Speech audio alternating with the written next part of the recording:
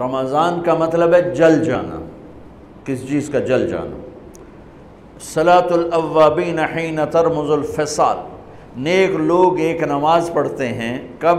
جب اونٹ کے پاؤں جلنے لگیں. اونٹ کے پاؤں جب جلنے لگیں، اونٹ کے بچے کے پاؤں جب جلنے لگیں.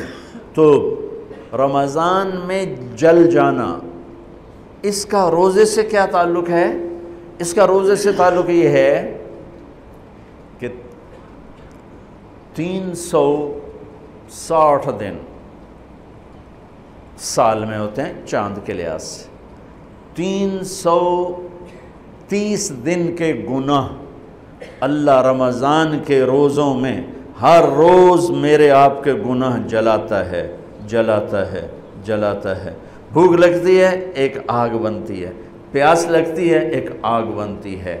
تو ہمارے لکڑی کی آگ میں چیزیں جلتی ہیں اور ہماری بھوک، روزے کی بھوک کی آگ میں گناہ جلتے ہیں. اور 29ویں روزے اللہ سارے سال کے گناہوں کو جلا کے روزہ والا یا روزے والی کو ایسے پاک کر دیتا ہے جیسے آج ماں کے پیٹ سے نکلا ہو. ایسے ان کو خوبصورت کر دیتا ہے. حج کا مہینہ آیا، اعمال اسی طرح ہیں جیسے ہوتے ہیں.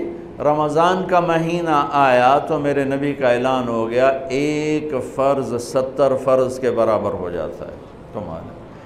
نفل فرض کے برابر. فرض اور نفل میں فرق کیا ہے؟ حضرت علی ہی کا فرمان ہے کہ جس شخص نے ایک فرض روزہ چھوڑ دیا پھر قیامت تک اس کی قضا میں نفل روزے رکھتا رہا تو ایک روزے کا یہ سارے روزے بدلہ نہیں ہو سکتے. ایک نماز چھوڑ دی اور پھر اس کی قضا میں قیامت تک نفل پڑھتا رہا تو فرض نماز کی ایک رکعت کے ایک سجدے کے برابر بھی نہیں ہے. فرض میں اتنی طاقت ہے. تو اللہ کی رحمت کیسے متوجہ ہوتی ہے کہ رمضان کے مہینے میں اللہ فرماتے ہیں میرے محبوب کی امت ہے، ایک فرض کو 70 کے برابر کر دو. اور پھر فرماتے ہیں نفل کو فرضوں کے برابر کر دو. اور پھر فرماتے ہیں جو رات کو تراویح پڑھے گا، دن میں روزہ رکھے گا، آخری رات اسے ایسے دھو کے پاک کر دوں گا کہ اس کے ذمے گناہ کا ایک ذرہ بھی باقی نہیں بچے گا. سب گناہ اللہ تعالیٰ اس کے معاف فرما دے گا. اور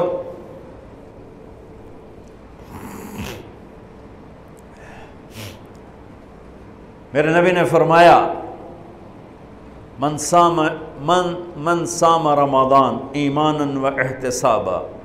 دوسری بھی من قام رمضان ایمانا و احتسابا. جس نے روزہ رکھا اللہ کی رضا کے لیے، جس نے تراویح پڑھی اللہ کی رضا کے لیے، اس کے پچھلی زندگی کے سارے گناہ اللہ معاف فرما دیتا ہے. رات کا قیام کسی امت کو نہیں ملا. دیکھو روزہ سخت تھا تو ان کا قیام اللیل نہیں تھا چونکہ وہ اپنی کتاب پڑھ سکتے ہی نہیں تھے.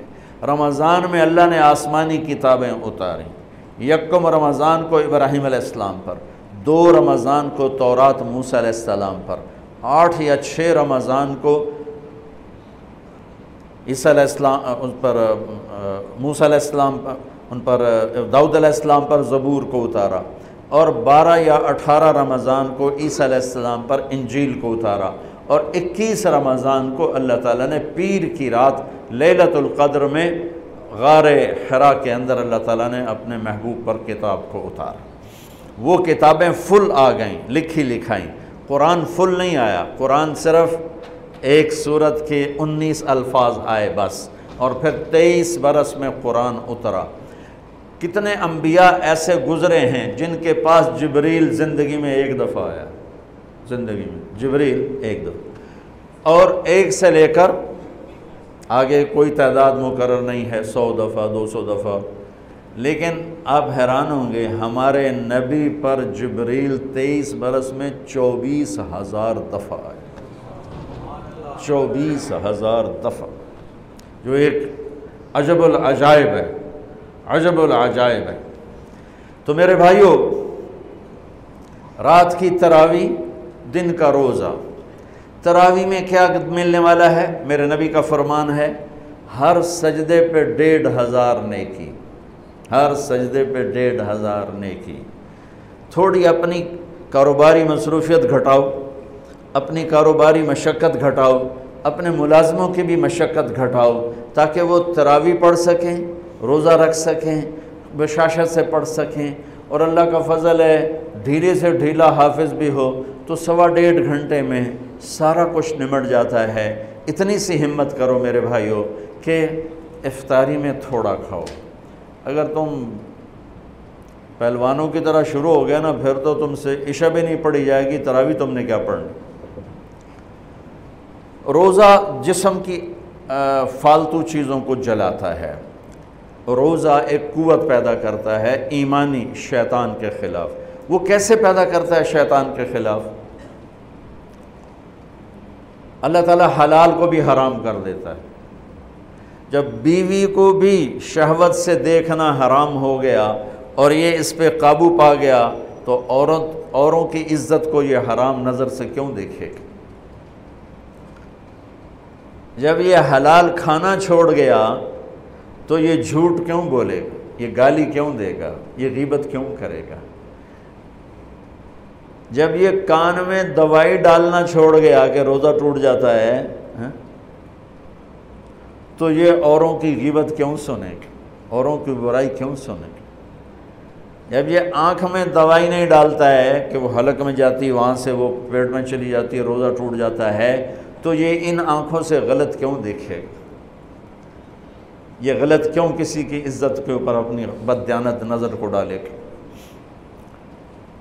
تو جب یہ اندھیرے میں بند کمرے میں ٹھنڈا پانی پڑا ہوا ہے اور ہاتھ نہیں لگاتا ہے اور اللہ کا دھیان اسے یاد ہوتا ہے کہ اللہ دیکھ رہا ہے، نہاتے ہوئے ہونٹ بند کر لیتا ہے کہ کوئی پانی کا قطرہ منہ میں نہ چلا جائے اور میرا روزہ نہ ٹوٹ جائے، خراب نہ ہو جائے، تو یہ جب اللہ کا اتنا دھیان اس کو نصیب ہو جاتا ہے کہ اللہ دیکھ رہا ہے، ورنہ کیا کسی کو کیا خبر کہ میں 2 گلاس پانی پیتا ہے یا میں پیاس سے بول رہا ہوں۔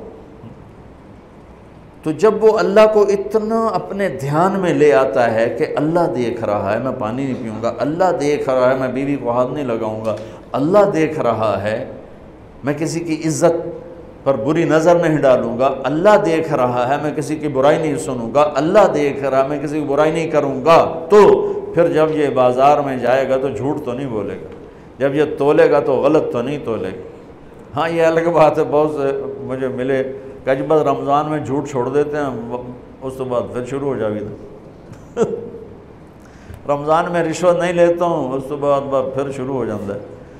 تو چلو شکر ہے 1 مہینہ تو مسلمان رہتے ہیں۔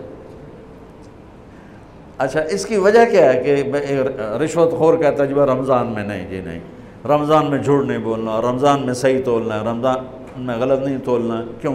شیطان قید ہو جاتا ہے۔ رمضان میں نمازی کیوں بڑھ جاتے ہیں؟ شیطان قید ہو جاتا ہے۔ کسی امت کو یہ نہیں ملا کہ رمضان میں شیطان قید کیے جائیں، اس امت کو ملا رمضان میں شیطان قید ہو جاتے ہیں۔ کسی امت کو یہ نہیں ملا کہ رمضان میں جہنم کے دروازے بند ہو جائیں، اس امت کو ملا ہے رمضان میں جہنم کے دروازے بند ہو جاتے ہیں، جنت کے دروازے کھل جاتے ہیں۔ کسی امت کو یہ نہیں ملا کہ ان کے لیے ہر مخلوق دعا کرے، رمضان کے مہینے میں اس امت کو یہ ملا ہے کہ ان کے روزہ رکھنے والوں کے لیے چونٹیاں بھی دعا کرتی، پرندے بھی دعا کرتے ہیں، مچھلیاں بھی دعا کرتی ہیں، ہوائیں دعا کرتی ہیں، ہر شے دعا کرتی ہے روزہ رکھنے والے کی۔ اس امت کو ملا۔